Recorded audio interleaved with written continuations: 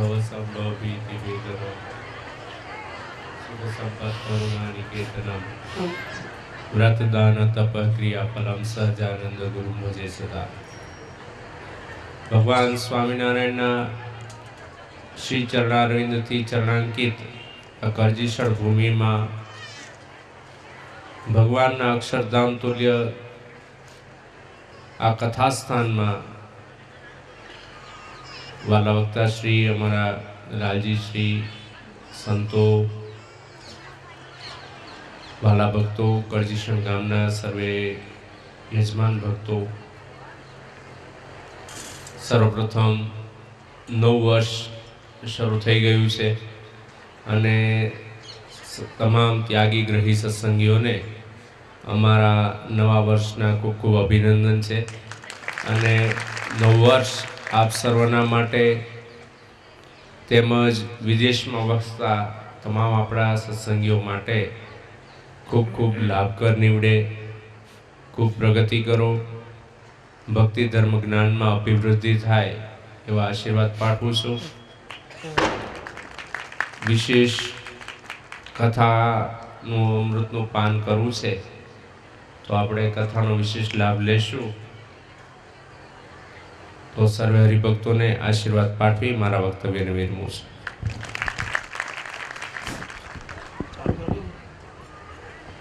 બોલો આચાર્ય મહારાજ શ્રીનો, ફરીથી એક વખત પરમ પૂજ્ય આચાર્ય મહારાજ શ્રીનો। આપણને મોક્ષ ભાગી જીવાત્માઓનું સંબોધન કરનાર પરમ પૂજ્ય બાપુજી આપણી વચ્ચે નથી, પરંતુ અત્રે એમને યાદ કરીને આપણે આ સભા કથાની શરૂઆત કરીશું।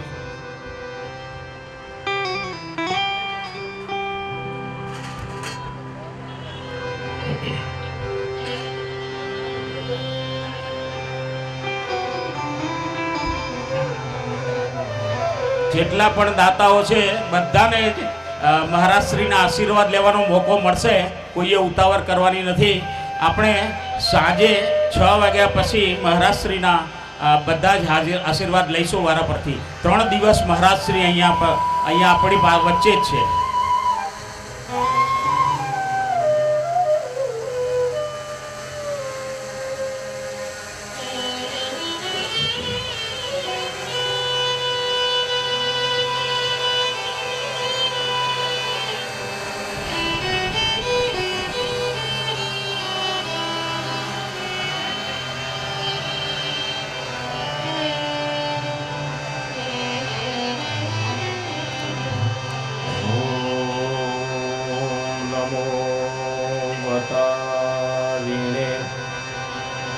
श्री स्वामी नारायण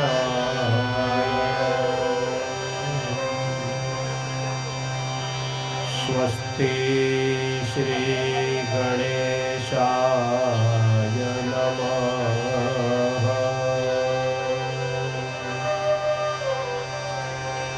श्री घनश्यामाय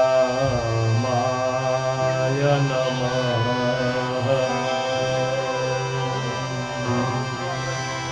श्री सरस्वत्यै नमः। श्री गुरुभ्यो नमः।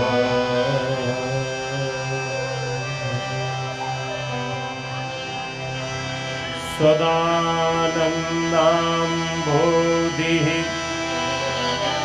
स्मितरुचिरपूर्णेन्दुवदनः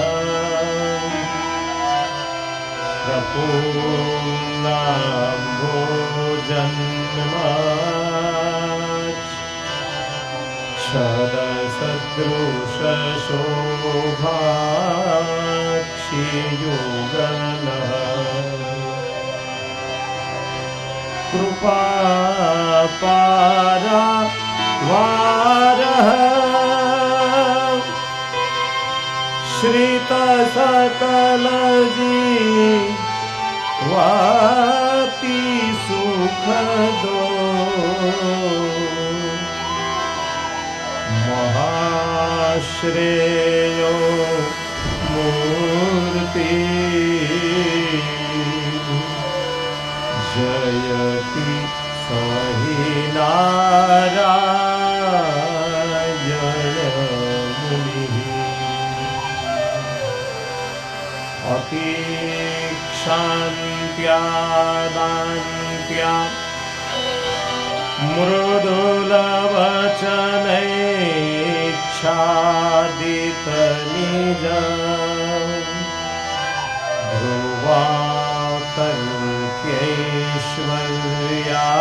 ધ્રુવાતર્ક્યૈશ્વર્યાદ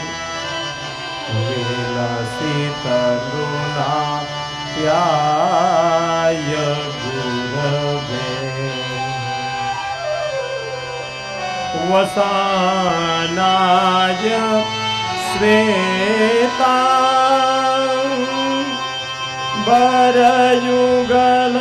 બરયુગલમાં વાર્દિયશે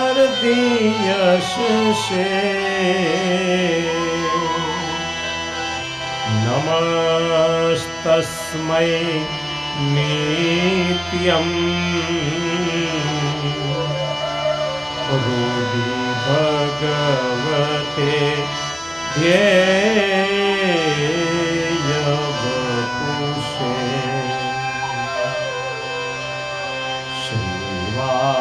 શ્રીવાસુદેવ વિમલા મૃતધામ વાસમ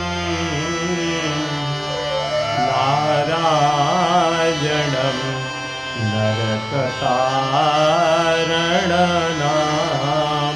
નરકતારણનામધેયમ શ્યામં સિतं વિભુજમે વચતુર્ભુજં ચ ત્વાં ભક્તિધર્મ કલયં શરણં પ્રપદ્યે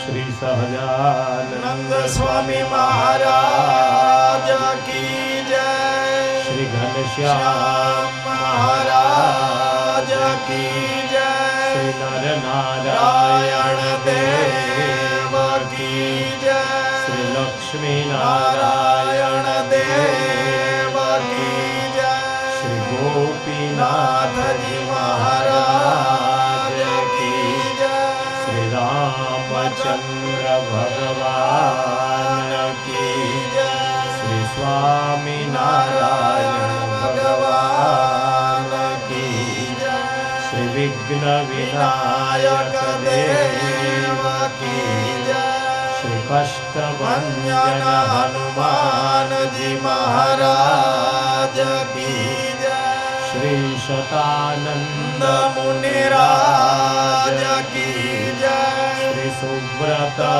ઋષિરાજ કી જય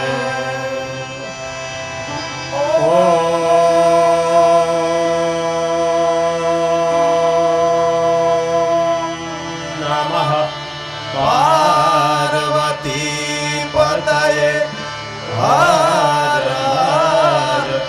હર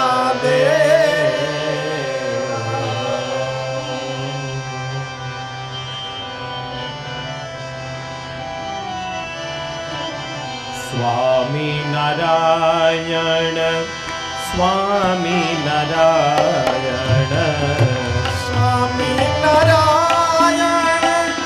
સ્વામી નારાયણ સ્વામિનારાયણ સ્વામિનારાયણ સ્વામી નારાયણ સ્વામી નારાયણ સ્વામિનારાયણ સ્વામિનારાયણ સ્વામી નારાયણ સ્વામી નારાયણ સ્વામિનારાયણ સ્વામિનારાયણ સ્વામી નારાયણ સ્વામી નારાયણ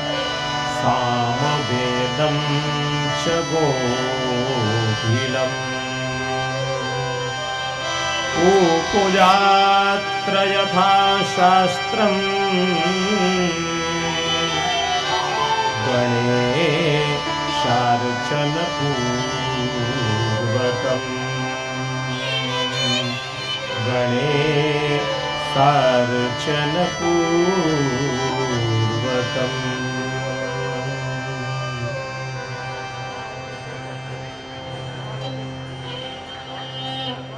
श्रीमद सत्संगी जीवन प्रथम प्रकरणના મધ્ય ભાગે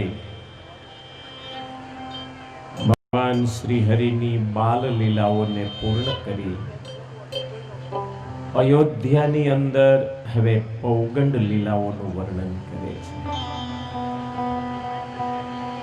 1 થી 5 વર્ષ સુધી બાળક કહેવાય, 6થા વર્ષથી 10મા વર્ષ સુધી પૌગંડ કહેવાય, 11 થી 15 વર્ષ સુધી કુમાર કહેવાય અને 16મા વર્ષથી માંડી 20 વર્ષ સુધી કિશોર કહેવાય।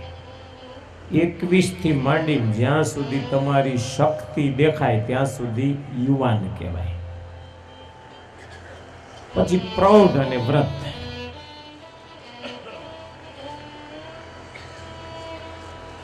પૌગંડ લીલાઓનો પ્રારંભ કરતા સુવ્રત ઋષિ સાવધાન કરે છે, રાજા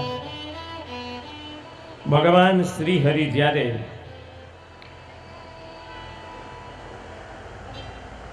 પંચમ વર્ષ પૂર્ણ કરે છે ત્યારે પિતાએ ચૈત્ર સુધી બીજના દિવસે શ્રી હરિને વિદ્યાભ્યાસનો પ્રારંભ કરાવ્યો છે। પોતે જ શિક્ષક બન્યા છે, પુત્રને પોતે જ ભણાવે છે। ગોભીલનું પૂજન કરાવ્યું, લક્ષ્મી નારાયણનું પૂજન કરાવ્યું। જો વિદ્યાભ્યાસ કરવા માટે શું કરવું પડે, લક્ષ્મી નારાયણનું પૂજન કરાવ્યું,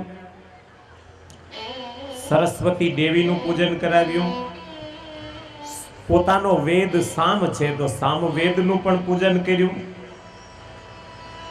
આ બધાય પૂજનમાં સૌથી પ્રથમ ગણેશનું પૂજન કર્યું। વિદ્યાનો પ્રારંભ કેમ થાય? ગણેશના ગ થી શરૂઆત થાય। કલમનો ક એટલે આપણે હાથમાં કલમ લીધી, પછી ખડિયામાં બોલીએ એટલે ખડિયાનો ખ, અને પછી ત્રીજા નંબરે આવે ગણપતિનો ગ। અત્યારે શું આવે છે? કબૂતરનો ક, ખટારાનો ખ, ગધેડાનો ગ। છોકરામાં સંસ્કાર આવે ક્યાંથી? સર્વપ્રથમ ગણપતિનું પૂજન થાય। શ્રી ગણેશાય નમઃ થી શરૂઆત થાય। શ્રી હરિને પિતા ભણાવવા લાગ્યા। એક જ વખત ભણાવે અને બધું જ શીખી જાય, ફરીને કોઈ દિવસ મહેનત ન કરવી પડી। આમ અભ્યાસ કરતા કરતા માત્ર 4 વેદ સિવાયનું તમામ સંસ્કૃત જ્ઞાન, 18 પુરાણોનું જ્ઞાન, સ્મૃતિઓનું જ્ઞાન, તમામ જ્ઞાનને શ્રી હરિએ માત્ર ટૂંકા સમયમાં અવધારણ કરી લીધું। આ સમય દરમિયાન સુવ્રત ઋષિ કહે છે, રાજા ઘનશ્યામનો જ્યારે 6થો અબ્દ એટલે 6થું વર્ષ પ્રારંભ થયું, એ પછી વૈશાખ સુધી બીજના દિવસે રવિવારનો પવિત્ર દિવસ હતો। ભક્તિ માતાને ત્યાં તૃતીય પુત્રનો જન્મ થયો છે। બોલીએ ઈચ્છારામજી મહારાજ કી જય। પુત્રના નામકરણ વગેરે સંસ્કારો થયા। ઈચ્છારામ નામ રાખ્યું છે। મોટા ભાઈ રામ પ્રતાપજી, વચેટ શું નામ હતું? ઘનશ્યામ ક્યાં હતું નામ? એ તો હુલામણાના નામે બોલતા હતા। તમે બધાને ટીનો ટીનો કરો એટલે ટીનો નામ ન લખાવાય ક્યાંય। હરિ કૃષ્ણ, નીલકંઠ, હરિ કૃષ્ણ, 4 નામ માન્ય થયેલા નામ છે. વચેટ હરિકૃષ્ણ મહારાજ, સૌથી નાના ઈચ્છારામભાઈ. ઈચ્છારામનો જન્મ થયો ને, ઘનશ્યામ મહારાજને બહુ ગમ્યું. નાના બાળકને રમાડવાનું સૌને ગમે ને. ઘનશ્યામ મહારાજની ઉંમર 5-6 વર્ષની, એટલે નાના ભાઈને રમાડે, એનું ધ્યાન રાખે. આ બધુંય કરતા કરતા વિદ્યાભ્યાસ કરે. એવું નહીં કે બીજું કંઈ કામ જ નહીં કરવાનું, હું ભણું છું.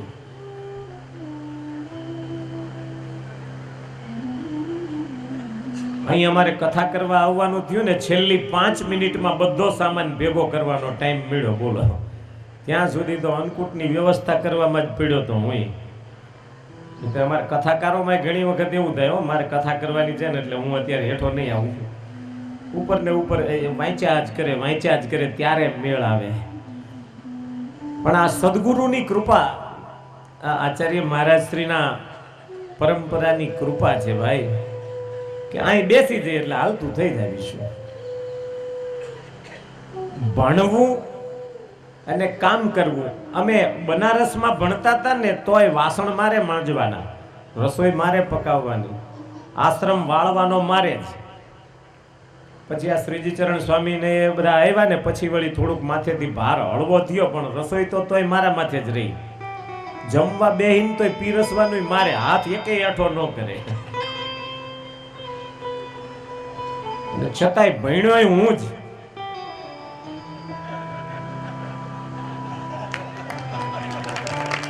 એટલે કામ કરે એટલે ન ભણી શકે એવું થોડું છે. આશીર્વાદ હોય ને તો બધું ભણી શકાય છે. ઘનશ્યામ મહારાજ બાળક ઈચ્છારામને રાજી કરે, રમાડે, જમાડે, એનું ધ્યાન રાખે, અને છતાંય પાછા પિતાશ્રીની પાસે બેસી અને વિદ્યાભ્યાસ કરતા કરતા 8મા વર્ષે પહોંચ્યા ત્યારે પિતાને વિચાર થયો કે આ બાળકને હું શું ધન્યવાદ દઉં. આટલી નાની ઉંમરમાં 18 પુરાણનું જેને જ્ઞાન થઈ ગયું, જે ભાગવતના 10મ સ્કંદની અંદર હજી મને ચાંચ નથી ખૂંચતી હો. તમને તો શેની ખૂંચવાની હોય, પણ આટલું ભણ્યા પછી હજી 10મ સ્કંદ આવે ને, જયતિ તે દિકમ જન્મના વ્રજ, અને પાછું મગજમાં કંઈક બીજું થઈ જાય કે આનો અર્થ શું કરવો, આનો અર્થ શું કરવો. વેદ સ્તુતિઓ નામ જય જય જય જા મજિત દોષ ગૃભિત નૃણામ, અને શું એને સમજવું કંઈ સમજાતું નથી. એટલો કઠિન વેદ સ્તુતિનો અધ્યાય છે. હવે ઈ ઘનશ્યામ મહારાજને એક જ વખત ભણાવ્યું ને ભણી ગયા. અતિ માનુષી બુદ્ધિ જોઈ પિતા વિસ્મિત થયા. 8મા વર્ષે ભક્તિ મૈયાને પૂછ્યું કે દેવી, આપણા ઘનશ્યામને હવે 8મું વર્ષ બેસે છે, તો આપણે એમનો યજ્ઞોપવિત સંસ્કાર કરશું. પત્ની અને રામપ્રતાપભાઈ સુવાસીની ભાભી તમામે હામાં હા ભણી અને યજ્ઞોપવિતનું મુહૂર્ત જોવાયું. ફાગણ સુદ દસમ ને સોમવારનું મુહૂર્ત આવ્યું. ઉપનયન સંસ્કાર કરવા માટે આજુબાજુના સગા વાલા બધાઈને પત્રો મોકલીને તેડાવ્યા. લોકો હજારોની સંખ્યામાં આવ્યા. બહુ સરસ મજાનો યજ્ઞોપવિત સંસ્કાર થયો. બાલ ઘનશ્યામની પાસે યજ્ઞ વિધિ કરાવ્યો, મસ્તકનું મુંડન કરાવ્યું, હાથમાં પલાસનો દંડ આપ્યો. આ બધો વિધિ તો કર્યો જ, પણ પિતાએ જ્ઞાન બહુ સરસ આપ્યું. ઘનશ્યામને પોતાની પાસે બેસાડી જનોઈ આપી, મુંજની મેખલા પહેરાવી, પલાસનો દંડ ધારણ કરાવી, નાનકડી ટૂંકી વલકલ જેવી પોતડી પહેરાવી, અને પિતાએ બાજુમાં બેસાડીને એમ કહ્યું કે બેટા, થોડી મારી વાત ધ્યાનમાં દો. આજથી તમે પૃથ્વી ઉપર બ્રહ્મચર્ય દીક્ષાને ગ્રહણ કરો છો, તો તમારે હવે પછી બાળપણમાં જે ભૂલો થઈ હોય વાંધો નહીં, પણ હવે પાપનું આચરણ કરવાનું નહીં. બાઢમ, બાઢમનો અર્થ કરજો સારું પિતાજી. બાઢમ એટલે સારું. ક્રોધ કરવો નહીં, બાઢમ. અષ્ટ પ્રકારે સ્ત્રીનો ત્યાગ રાખવાનો, બાઢમ. ગ્રામ્ય ગીત ગાવાના નહીં, એટલે સિનેમાના ગીત કે એવું કંઈ ગાવું વગાડવું નહીં. લાવો તમારા બધાના જે બ્રહ્મચર્યાશ્રમમાં હોય એના મોબાઈલ લાવો, મારે જોવા છે.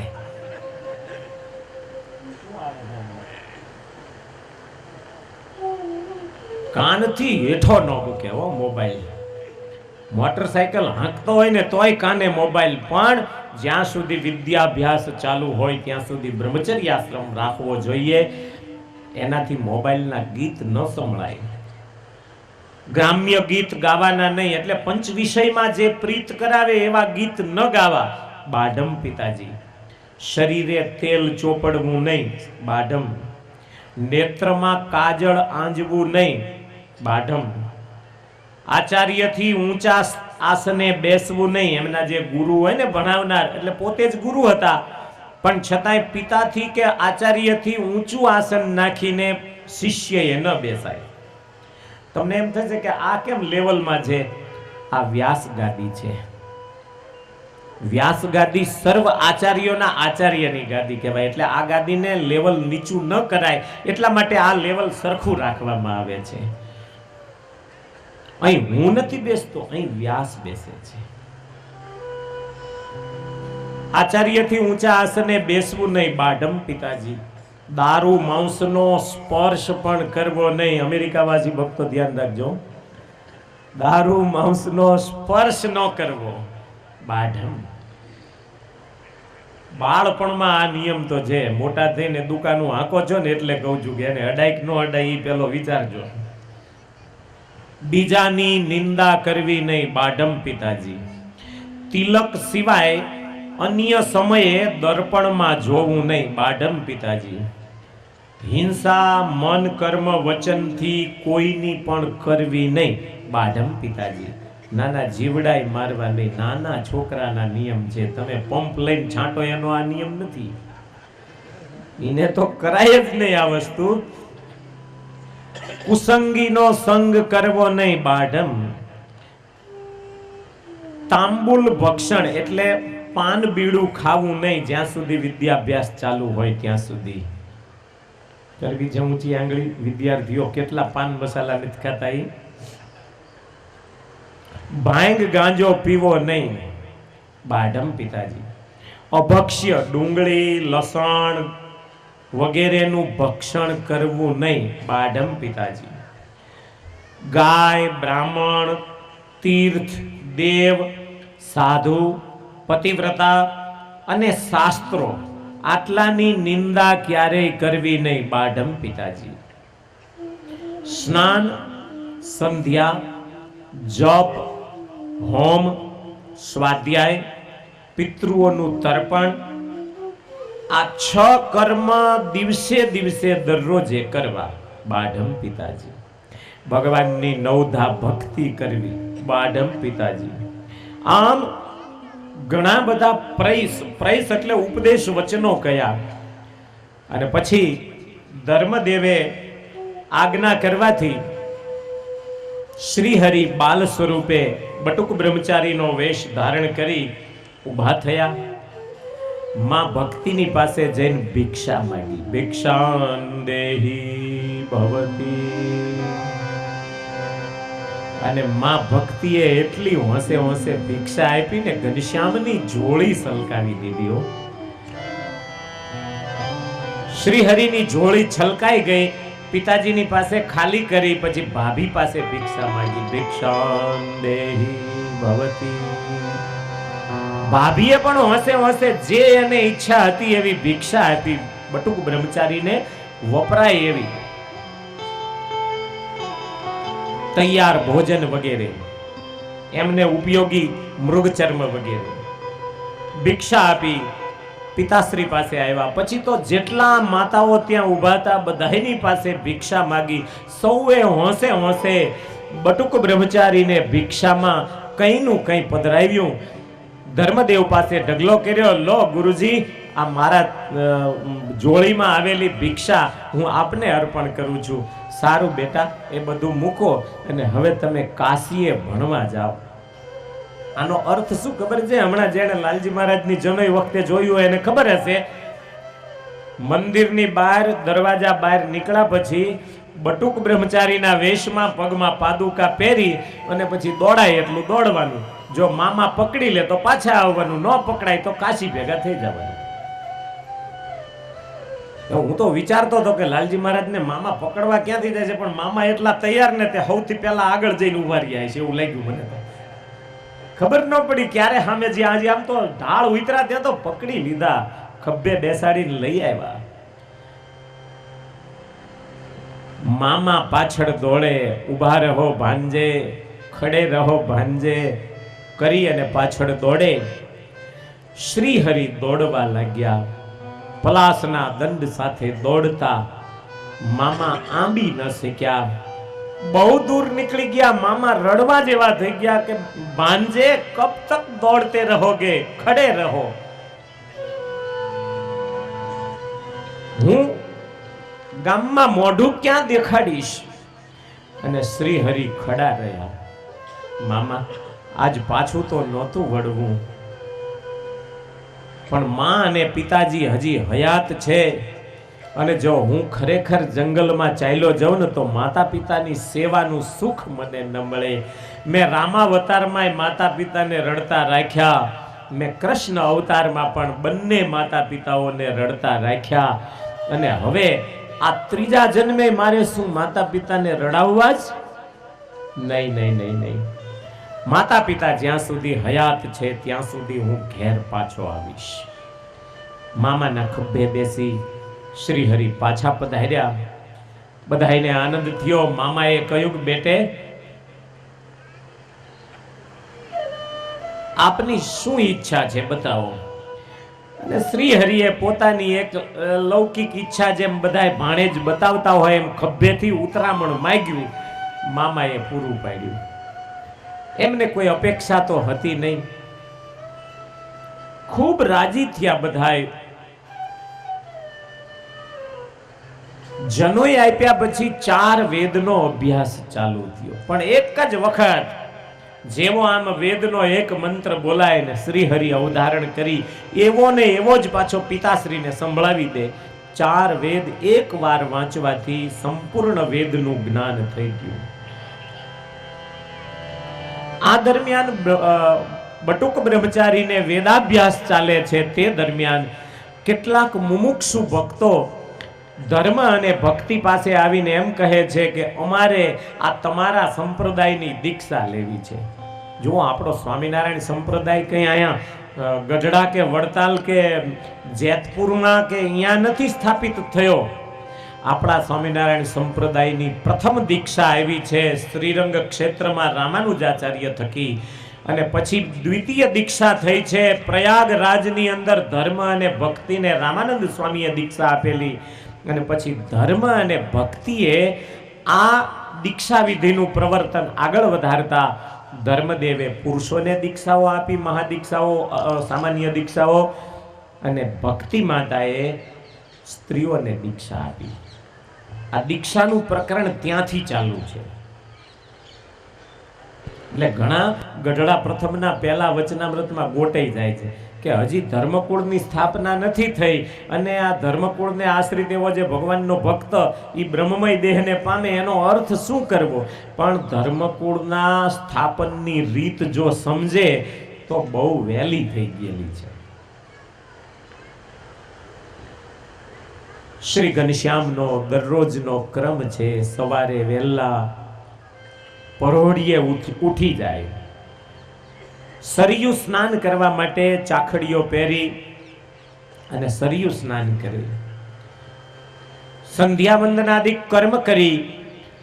જેટલા અયોધ્યામાં મંદિર છે એટલા બધા જ મંદિરોમાં દર્શન કરવા જાય.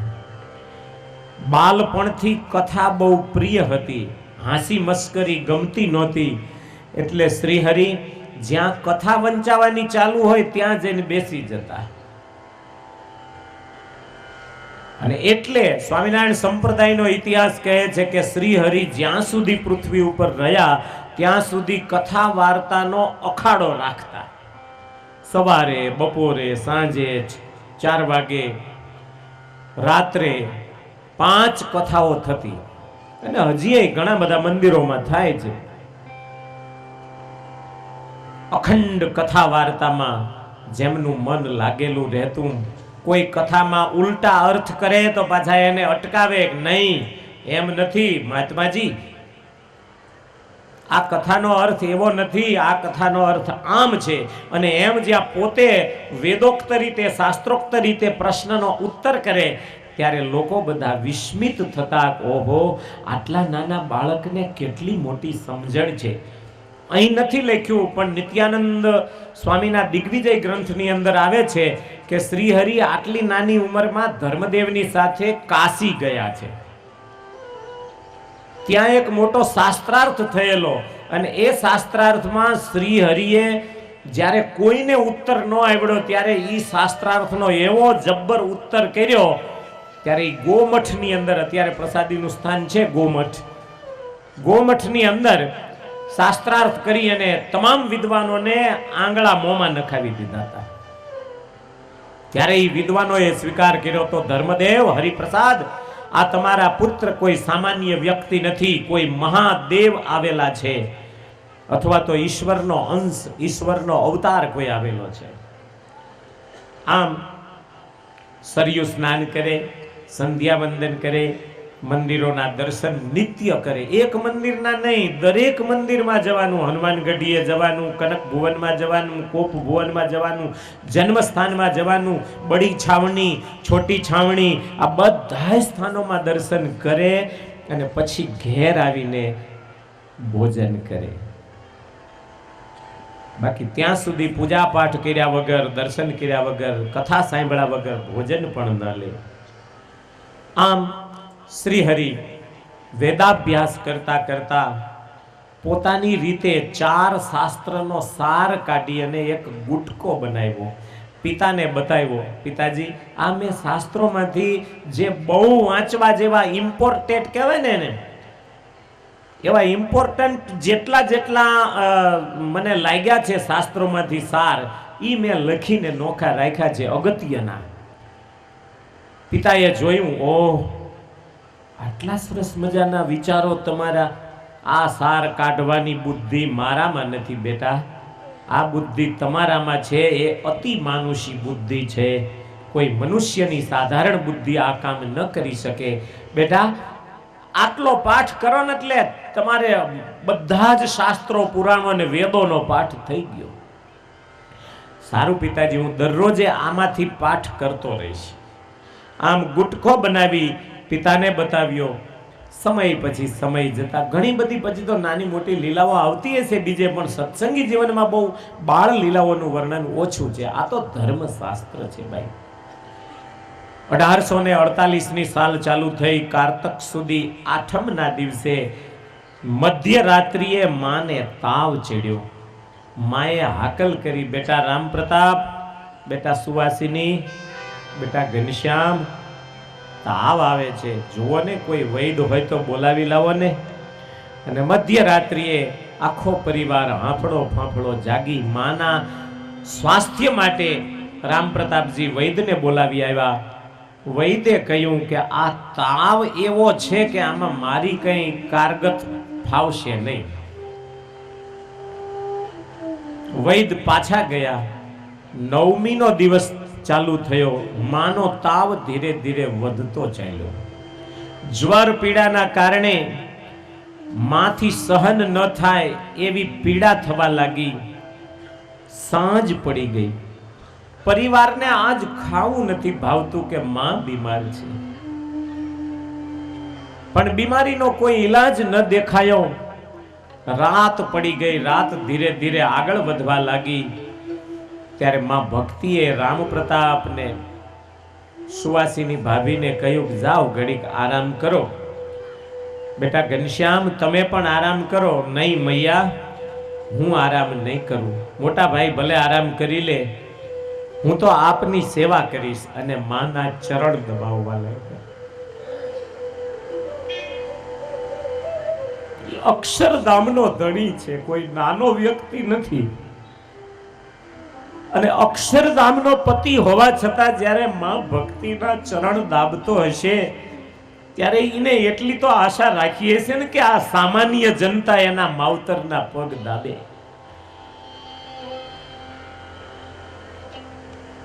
યદ યદ આચરતી શ્રેષ્ઠ તત્તદેવેતરો જનઃ સ યત પ્રમાણમ કુરુતે લોકશ તદનુ વર્તતે. ગીતામાં ભગવાન કૃષ્ણ એમ કહે છે કે અર્જુન, મોટા માણસો જે જે વસ્તુનું આચરણ કરે, નાના માણસો એનું અનુકરણ કરે છે. જો હું જ કર્તવ્ય ચૂકી જાઉં તો હું કોઈને કહેવાનો જ અધિકારી ન રહું. જે પોતે પાલન કરે એ જ બીજાને આચરણ કરાવી શકે. ચરણ દાબતા દાબતા માં એમ કહે છે કે બેટા ઘડીક આરામ કરો. નહીં માં, આવો અવસર ક્યારે મળે? તમને શરીરે ઠીક નથી, હું બેઠો છું, આપ નિરાંતે આરામ કરો. પણ માને આરામ ન થયો. શ્રી હરિની સામે સામે જોવા લાગ્યા, મારું હવે શરીર નહીં રહે બેટા. તો માં, કઈ જોવાની ઈચ્છા છે, કઈ સાંભળવાની ઈચ્છા છે? પ્રભુ તમારું મૂળ સ્વરૂપ કેવું છે બતાવશો? અને ભગવાને સમાધિ કરાવી દીધી માને. ચાલતા થયા માં અને પુત્ર બંને. આગળ ઘનશ્યામ, પાછળ માં. સ્વર્ગમાં ગયા અર્ચી માર્ગે. ઇન્દ્ર અને ઇન્દ્રાણીએ પૂજન કર્યું. ત્યાંથી જનલોકમાં ગયા, તપલોકમાં ગયા, સત્યલોકમાં ગયા, બ્રહ્માના લોકમાં ગયા, સનકાદિક ઋષિઓના લોકમાં ગયા, ધ્રુવજીના સ્થાનમાં ગયા. ત્યાંથી અક્ષર મુક્તો લેવા આવ્યા અને વિરજા પાર કરીને અક્ષરધામમાં ગયા. જ્યાં જાય ત્યાં એક એક મહાદેવ હોય, એ મોટા મોટા દેવો ભગવાન ઘનશ્યામની પૂજા કરે. અને એ પૂજા જોયા પછી માના મનમાં નિશ્ચય દ્રઢ ને દ્રઢ થતો જાય કે મારા પુત્ર એ કોઈ સામાન્ય વ્યક્તિ નથી. આ પુત્ર એ તો અક્ષરધામનો પતિ પુરુષોત્તમ નારાયણ પોતે છે. લક્ષ્મી અને રાધા જેના ચરણ દાબે છે, બહુ મોટા છે આ. માએ અક્ષરધામનું સ્વરૂપ જોયું. ફરી પાછા સમાધિમાંથી બહાર આવ્યા તો ઘનશ્યામ પગ દાબે છે. પગ ખેંચી લીધા. નહીં ઘનશ્યામ, હવે પગ નહીં દબાવવા દો. કેમ માં, શું થયું? પ્રભુ, હું આપના દિવ્ય સ્વરૂપને ઓળખી ચૂકી છું. રાધા અને લક્ષ્મી તમારા ચરણ દાબતા હોય તો હવે મારા ચરણ દબાવીને મારે વધારે પાપી નથી બનવું. હાકલ કરીને સુવાસિની ભાભીને બોલાવ્યા. સુવાસિની જલ્દી આવો. અને ભાભીને નિદ્રા તો હતી જ નહીં, અવાજ સાંભળીને તુરંત આવ્યા. સુવાસિની ભાભી પાસે માએ એમ કહ્યું, બેટા આ ઘનશ્યામને તમે નાના દિયર ન સમજતા. આ ઘનશ્યામ બહુ મોટા છે. જેનું આપણે ભજન કરીએ છીએ ને એ કૃષ્ણ પરમાત્મા પોતે જ આ હરિ રૂપે અવતાર લઈને આપણા ઘેર પધાર્યા છે.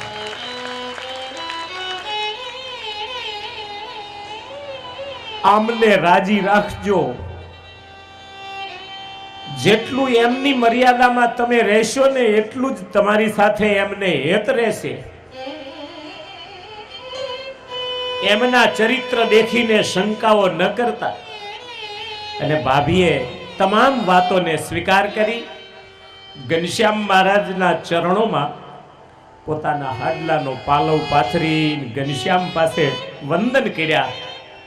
પ્રભુ, માના કહેવા પ્રમાણે તમે ભગવાન છો મને લાગતું જ તું, પણ આજ માએ મને દ્રઢ કરાવ્યું છે તો હું સદાય તમારી દાસી બનીને તમારી સેવામાં રહીશ.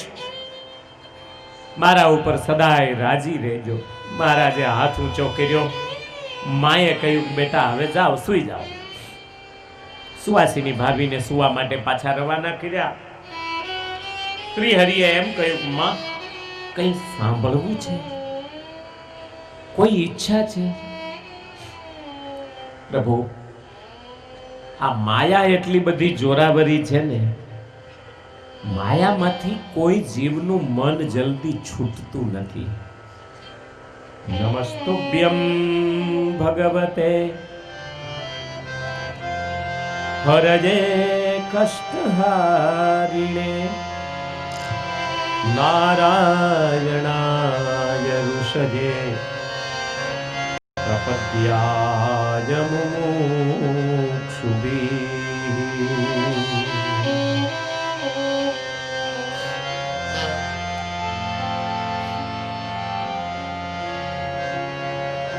સત્વં મમાજ્ઞાનમપાહરાશુ યથા તમોર્કઃ પ્રકટ પ્રતાપઃ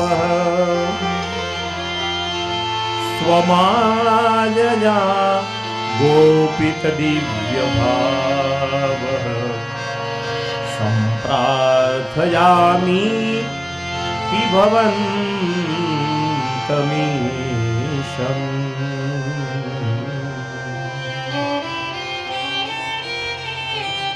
સત્સંગી જીવન પ્રથમ પ્રકરણ 32મા અધ્યાયથી હરિગીતાનો પ્રારંભ થાય છે.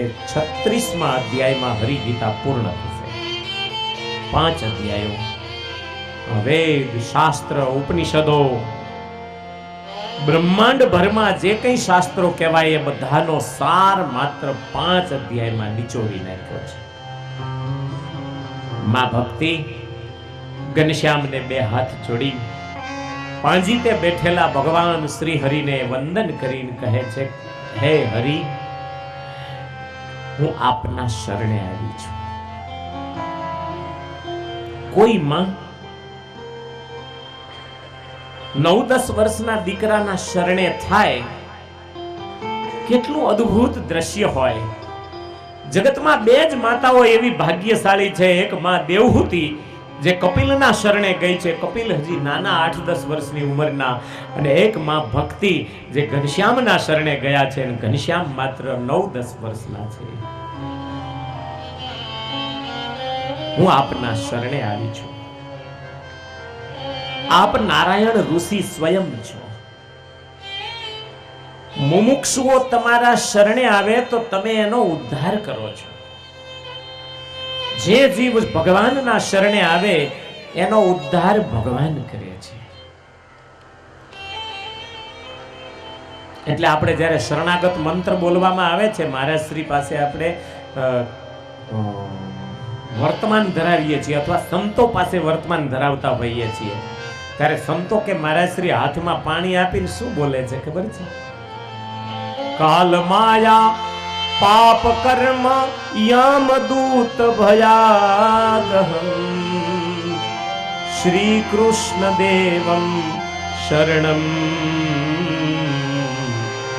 પ્રપન્નોસ્મી સપાતુ માં. હું કાળ, માયા, કર્મ, ભય, પાપ આ બધાયથી ડરી અને શ્રી કૃષ્ણ પરમાત્માને શરણે આવ્યો છું તો ભગવાન મારી રક્ષા કરે. પ્રપન્નોસ્મી એટલે શરણે આવ્યો છું. પ્રપન્ન થવું એટલે શરણે થવું, તાબેદારી લેવી. એકવાર કંઠી બાંધીએ ને એટલે આપણે ભગવાનના શરણે થયા કહેવાય. માત્ર ભગવાનના નહીં, ભગવાન સ્વરૂપ જેમનું છે, ભગવાનની ગાદીને શોભાવે છે એવા આચાર્યના પણ આપણે તાબેદાર થઈએ છીએ. પછી એ ગુરુ કહે અથવા તો શાસ્ત્ર કહે એ જ પ્રમાણે જીવન જીવીએ તો જ આપણે શરણાગત કહેવાય. શરણે જાય એને પછી બીજી બુદ્ધિ ન લગાવવાની હોય. એને આદેશ જે કંઈ આવે એ બધો માનવાનો જ હોય. એક બાજુ શરણે થવું છે અને એક બાજુ ધાર્યું કરવું છે તો બેય ભેગું ન થાય ભક્તો. જે મન ધાર્યું કરે એ ગુરુમુખી ન કહેવાય, એ મનમુખી કહેવાય.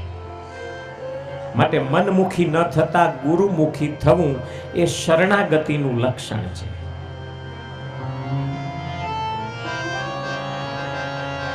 મહાભારતનું યુદ્ધ થવાની તૈયારીઓ, રાતે પડાવ નખાઈ ગયા છે. સવારે દિવસ ઉગ્યા પહેલા બે સૈન્યો સામસામા ઊભા રહી ગયા છે અને ભગવાને અર્જુનને કહ્યું કે બોલ અર્જુન, સામે સેના દેખાય છે? તો કે બરાબર નથી દેખાતી, વચ્ચે લઈ લો ને. રથમ સ્થાપયમેચ્યુત, મારો રથ જરા વચ્ચે લઈ લો, મારે જોવું છે કોની કોની સાથે લડવાનું છે મારે. અને જેવા વચ્ચે રથને પહોંચાડ્યો, બે બાજુ મુખ જોયા ને ત્યાં તો કાકા મામા માસીના દીકરા સિવાય કોઈ ન દેખાણું. અર્જુનના હાથમાંથી ગાંડીવું પડી ગયું. મારું કામ નથી, મારે લડવું નથી. આ ભીષ્મ પિતાને મારીને મારે નરકે નથી જવું. આ દ્રોણ ગુરુને મારીને મારે નરકે નથી જવું.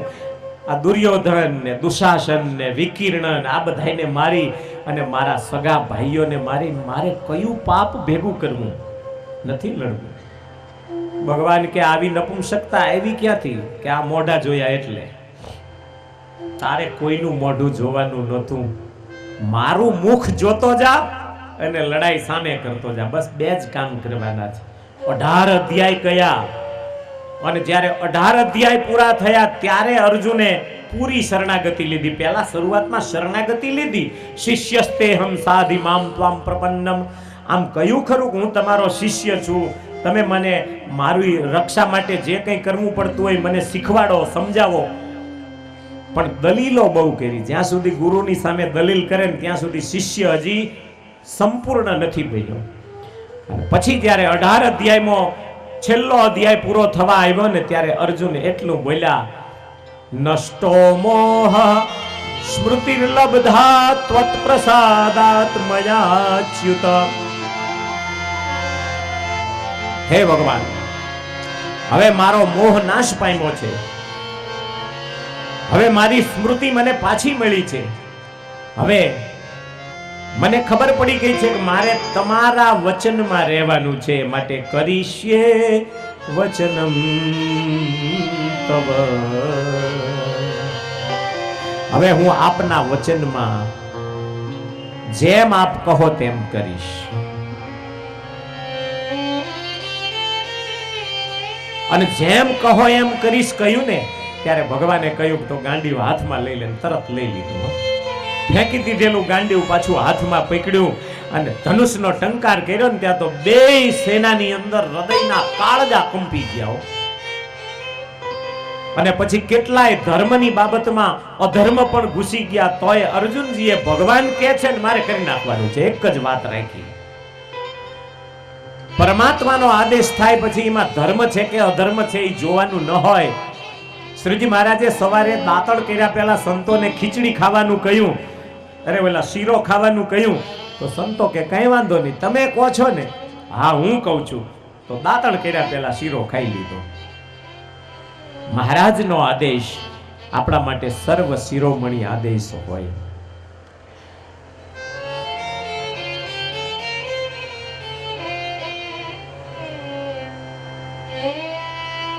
अब सौंप दिया इस जीवन का सब भार तुम्हारे हाथों में. अब मेरी हार तुम्हारे हाथों में और मेरी जीत भी तुम्हारे हाथों में.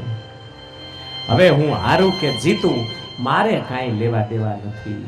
સુખ દુઃખે સમે કૃત્વા લાભ લાભો જયા જયો તતો યુદ્ધાય યુજ્યસ્વ નૈવમ પાપમવાપ્સ્યસી. ભગવાનનું પ્રતિજ્ઞા વચન છે આ કે તું સુખ અને દુઃખ, લાભ અને નુકસાન, જય અને પરાજય બધાને સમાન માનજે. તું એવું ન માનતો કે હું જ જીતવાનો છું. કદાચ તું હારી જા તોય પણ આટલી જ ખુશી રહેવી જોઈએ, જીતી જા તોય આટલી જ ખુશી રહેવી જોઈએ. દુઃખ આવે તોય સરખું જ રહેવું જોઈએ અને સુખ આવે તોય સમાન ભાવ રાખી અને તું લડી લે. જાત અને પાપ નહીં વળગે. તું બીજા ધર્મની બાબતો છોડી દે. અને અર્જુને ભગવાને કહ્યું એમ કર્યું, શરણાગત બન્યા તો અર્જુનનું કામ બની ગયું. ભાઈ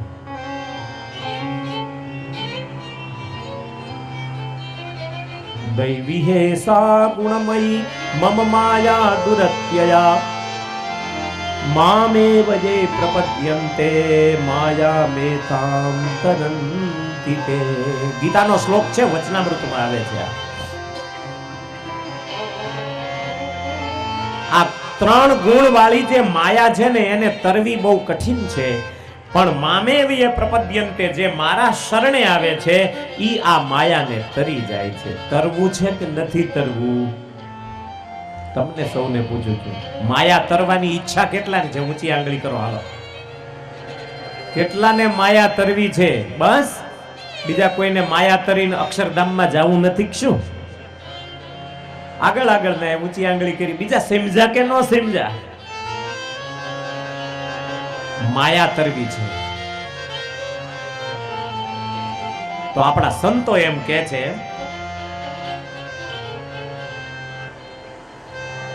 એનો જે જને કીધો આશરો, એનો જે જને કીધો આશરો, એ તો તરી ગયા રે કુળ સહિત સંસાર. પ્રગટ પુરુષોત્તમ શ્રી હરિ તે તો તરી ગયા રે કુળ સહિત સંસાર. પ્રગટ પુરુષોત્તમ શ્રી હરિ. જેનું શરણ ગ્રહે સુખ પામીએ, સુખ પામીએ. વેગે નાશે રે મોહ માયાના પાસ. પધાર્યા અખંડ સુખ આપવા. વેગે મોહ માયાના પાસ. પધાર્યા અખંડ સુખ આપવા.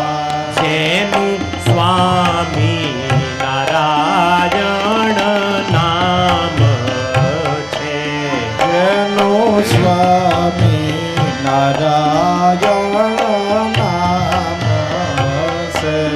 જેને ભજને રે પામે ભવ જળ પાર. પ્રગટ પુરુષોત્તમ શ્રી હરિ. જેને ભજને રે પામે ભવ જળ પાર. પ્રગટ પુરુષોત્તમ શ્રી હરિ. પ્રગટ પુરુષોત્તમ શ્રી હરિ. પ્રગટ પુરુષોત્તમ શ્રી હરિ. જેનું શરણ ગ્રહે સુખ પામીએ. હું તો સાંભળિયાને શરણે જાતા સુખ પામી. સુખ પામી રે સખી સુખ પામી. શરણાગતને પાળે સદા બહુ નામી. અને મારે હરિનો ઉપર હાથ હવે કશી ન રહી ખામી. તપને તીરથ મેં તો કાંઈ ન કીધું. મારે તો ઘેર બેઠા શ્યામ થકી કારજ સીધું. સંસારીનું સુખડું જૂઠું આવે ને જાય, પણ મારા હરિનો અખંડ સુહાગ એને કેદી કાળ ન ખાય. મુક્તાનંદ કહે હરિ હરિ જનની ગતિ છે ન્યારી, પણ એને દેહદર્શી દેખે પોતા જેવા સંસારી.